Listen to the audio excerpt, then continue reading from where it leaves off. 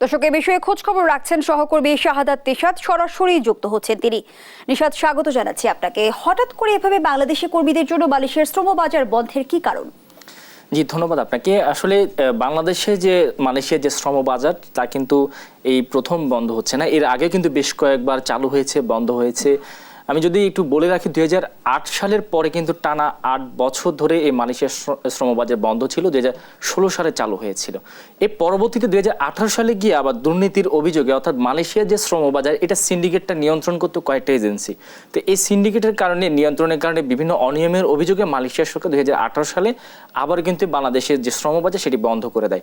সবশেষ 2022 সালে আবারও এই শ্রমবাজার চালু করা হয় এবং সেই যে চুক্তি, সেই চুক্তি অনুযায়ী কিন্তু 1 জুন থেকে যে শ্রমবাজার সেটি কিন্তু আবার বন্ধ হবে। নতুন করে আসলে আবার সমঝোতা হবে। সমঝোতা হওয়ার পরে যে মালয়েশিয়ার শ্রমবাজার সেটি যদি আসলে বাংলাদেশের সরকারের সাথে তাদের আবারও যদি সমঝোতা হয়, সেক্ষেত্রে নতুন করে আবার শ্রমবাজার চালু হবে। তো তার আগ পূর্ব মুহূর্ত পর্যন্ত এখন যে পরিস্থিতি, সেই কারণে কিন্তু মালয়েশিয়ার যে শ্রমিকরা যারা এখনো যেতে পারেনি তাদের আসলে সবচেয়ে বেশি ভোগান্তি সৃষ্টি হচ্ছে। এবং আমরা প্রতিবেদনের মাধ্যমে দেখানোর চেষ্টা করেছি প্রায় 40,000 যাত্রী যারা কিন্তু যাওয়ার অপেক্ষমান, এবং একই সাথে এটা তো যারা ছাড়পত্র পেয়েছেন তারা 40,000, এর বাইরে কিন্তু প্রায় আর 1 লাখের মতো যাত্রী আছে যারা এখনো দূতাবাস থেকে ছাড়পত্রই পায়নি। তো এই হচ্ছে আসলে মূল কারণ যে কেন যে মালয়েশিয়ার যে শ্রমবাজার সেটা বন্ধ। অনুমতি পাবার পরেও 40,000 কর্মী, যেমনটি আপনার প্রতিবেদনে আমরা দেখছিলাম, তারা কেন জটিলতায় পড়লো?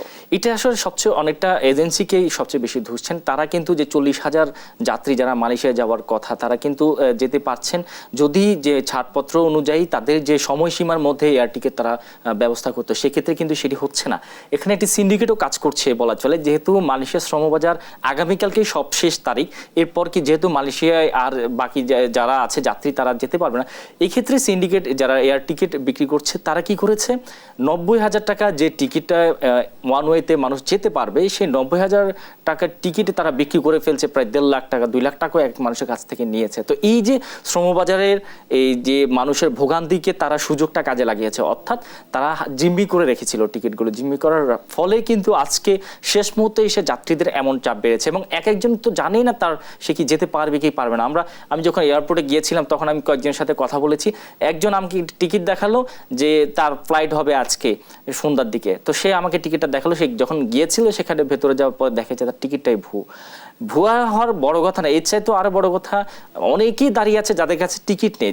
তাদেরকে তাদের এজেন্সিগুলো ভরসা দিয়েছে যে কিছুক্ষণের মধ্যে তারা টিকিট ব্যবস্থা করে নিয়ে আসছে, তারপর তারা যেতে পারবে। এখন তারা কিভাবে টিকিটের ব্যবস্থা করবে, কিভাবে নিয়ে আসবে, কিভাবে একজন যাত্রী যাবে? তো এই কারণেই কিন্তু এইভাবে যখন জটটা সৃষ্টি হয়েছে, এই জটটা সৃষ্টি হওয়ার কারণে কিন্তু 40,000 কর্মী এখনো কিন্তু তারা যেতে পারেনি। এই জিনিসটা তো আজকে না, এটা অনেক যে 2022 সালের পর থেকেই তো জানতো যে এই জুনের 1 তারিখ থেকে শ্রমবাজারে নতুন চুক্তি হবে।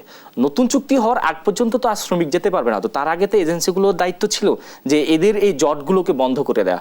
অতিরিক্ত লোভ করতে গিয়ে অতিরিক্ত লাভের কারণে তারা আসলে এই জটগুলো সৃষ্টি করে ফেলেছে। সিন্ডিকেটের যে কারসাজির তথ্য আপনি তুলে ধরছিলেন, সিন্ডিকেটের এই কারসাজির বিষয়ে মন্ত্রণালয় কি অবগত রয়েছে? মন্ত্রণালয় তো আসলে 2018 সালে যখন এই শ্রমবাজার নিয়ে সিন্ডিকেট, এই মন্ত্রণালয় তখন থেকেই অবগত। এখন কথা হচ্ছে সিন্ডিকেটগুলো ভাঙা যাচ্ছে না, কারণ আমরা যখন অনুসন্ধান করতে যাই আমরা দেখেছি প্রায় 5 থেকে 6টি এজেন্সি, মূল এজেন্সি রয়েছে যারা এই পুরো সিন্ডিকেটটা নিয়ন্ত্রণ করছে, এবং বেশ কয়েকটি এজেন্সিকে কিন্তু জরিমানাও করা হয়েছিল। কিন্তু এরপর আমরা দেখেছি মেডিকেল থেকে শুরু করে, আপনি যদি একটু যদি এখানে নতুন করে যুক্ত করি, মেডিকেল প্রতিবেদন যেটি দেয়া হয় সেটিও কিন্তু মাত্র 2টো এজেন্সি নিয়ন্ত্রণ করছে, এবং তা আমরা প্রতিবেদনের মাধ্যমে এর আগেও বেশ কয়েকবার সংবাদে এসছে। কিন্তু সেই সিন্ডিকেট কিন্তু আজও ভাঙা সম্ভব হয়নি। এতে আসলে অবশ্যই মন্ত্রণালয়ের ব্যর্থতা রয়েছে। কেনই বা শুধু বারবার তারা এই মালয়েশিয়ার শ্রমবাজার নিয়ন্ত্রণ করবে, এবং আরো যে এজেন্সিগুলো আছে আসলে তাদের সমন্বয়ে কেন সবকিছু করা হচ্ছে না? তো এগুলো কিছু প্রশ্ন থেকে যায়। এই প্রশ্নের উত্তর মন্ত্রণালয়কেই বের করতে হবে এবং তাদেরকেই সমাধান করতে হবে।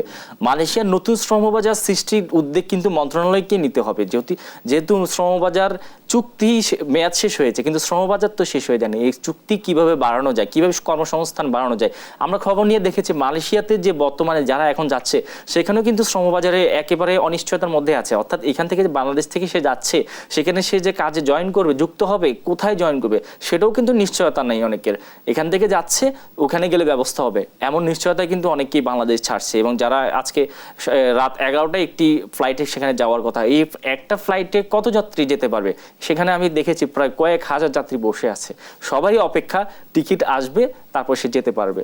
তো এটা আসলে একটা অনিশ্চয়তার মধ্যে আছে, মন্ত্রণালয় উদ্যোগ অনিশ্চয়তা এবং নিতে হবে। সংকট জটিলতার তথ্যগুলোই আমরা আপনার কাছ থেকে জানতে পারছিলাম, কিন্তু বিদেশে শ্রমিক পাঠানো এজেন্সিগুলো এই বিষয়ে কি বলছে?